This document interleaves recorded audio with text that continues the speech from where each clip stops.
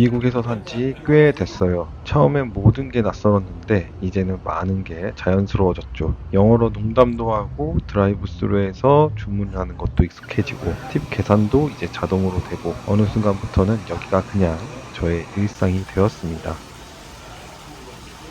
근데 아직도 어색한 게 있어요. 살면 살수록 익숙해질 것 같았는데 아직도 가끔 멈칫하게 되는 것들. 오늘은 그 이야기를 해보려고 합니다. 첫 번째는 스몰 토크예요. 미국 사람들은 스몰 토크 진짜 잘하잖아요. 계산대에 줄 서면 옆 사람이 말 걸고 처음 보는 사람이랑 아무렇지 않게 대화합니다. 저도 이제 받아치는 건 할 줄 압니다. Nice weather today, right? 정도는 자연스럽게 대답할 수 있어요. 근데 아직도 먼저 말 거는 건 어색합니다. 한국에서는 모르는 사람한테 말 거는 게 뭔가 이상한 사람처럼 보일 수 있잖아요. 길에서 갑자기 말 걸면 뭔가 수상하다 느낌이 드는 것처럼 그 감각이 아직 몸에 남아 있습니다. 압니다. 여기선 자연스러운 거, 오히려 안 하면 무뚝뚝해 보이는 거. 근데 아직 몸이 못 따라가는 느낌이에요. 머릿속으론 그냥 말 걸면 되는데 입이 안 떨어지는 거죠. 두 번째는 집에 초대하는 문화예요. 미국 사람들은 집에 사람 초대하는 걸 되게 자연스럽게 합니다. 처음 만난 사람한테도 우리 집에 와서 밥 먹자를 꽤 쉽게 말합니다. 근데 신기한 건 그게 진짜 초대인지 그냥 인사치레인지 아직도 가끔 헷갈립니다. 한국에서도 밥 한번 먹자가 진짜 밥 약속이 아닌 경우들이 있잖아요. 그냥 헤어질 때 하는 말인 경우 여기도 비슷한 게 있더라고요. 그래서 처음에 진짜인 줄 알고 언제 갈까요? 했다가 상대방이 살짝 당황하는 걸 본 적이 있습니다. 그때 좀 민망했죠. 아, 그게 그냥 하는 말이었구나 싶었죠. 반대로 진짜 초대인데 제가 그냥 인사치레로 받아들이고 넘긴 경우도 있었을 것 같아요. 아직도 그 경계가 정확히 어딘지 잘 모르겠어요. 살면서 하나씩 배워가는 것 같습니다. 세 번째는 감정 표현이에요. 미국 사람들은 I love you를 참 쉽게 말합니다. 친구한테도 가족한테도 심지어 오래 본 지인한테도 처음에 미국 친구가 저한테 I love you man 했을 때 순간 어떻게 반응해야 할지 몰랐습니다. 한국에서는 사랑한다는 말이 꽤 무게감 있는 말이잖아요. 연인 사이에서도 쉽게 못하는 경우가 있는데 여기선 그냥 너 좋아 친구야 이 정도의 느낌으로 쓰는 것 같더라고요. 이제 받는 건 자연스러워졌어요. 땡큐맨 하고 넘길 수 있게 됐는데 근데 제가 먼저 말하는 건 아직도 좀 어색합니다.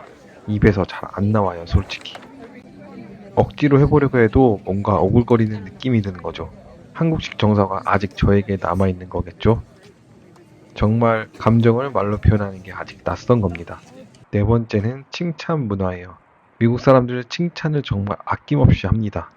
뭘 하든 amazing, good job, that's awesome. 처음엔 그게 진심인지 그냥 하는 말인지 몰랐습니다. 한국에서는 칭찬이 좀 아끼는 편이잖아요. 진짜 잘했을 때 주는 게 칭찬이다 라는 느낌이 있잖아요. 근데 여기선 그냥 일산적으로 하는 거더라고요. 립 서비스가 아니라 긍정적인 에너지를 나누는 방식인 거죠. 그걸 알고 나서는 받을 때 기분이 좋아졌습니다. 아, 이 사람이 나한테 좋은 에너지를 주는 거구나 하고, 근데 저도 그렇게 하려고 하면 아직도 좀 과한 것 같은 느낌이 솔직히 듭니다. 어메이징이라고 했다가 나 왜 이렇게 오버하지 싶은 거죠. 그리고 칭찬을 받을 때도 한국식으로 아이고 별거 아니에요 하고 겸손하게 넘기는 게 아직도 먼저 나오는 경우가 있습니다. 여기선 그냥 땡큐 하고 받아들이는 게 자연스러운데 겸손이 저한테 몸에 배어 있는 거예요. 다섯 번째는 이게 사실 제일 좋은 건데 아직도 가끔 어색할 때가 있어요. 혼자 밥 먹고 혼자 카페 가고 혼자 영화 보는 것.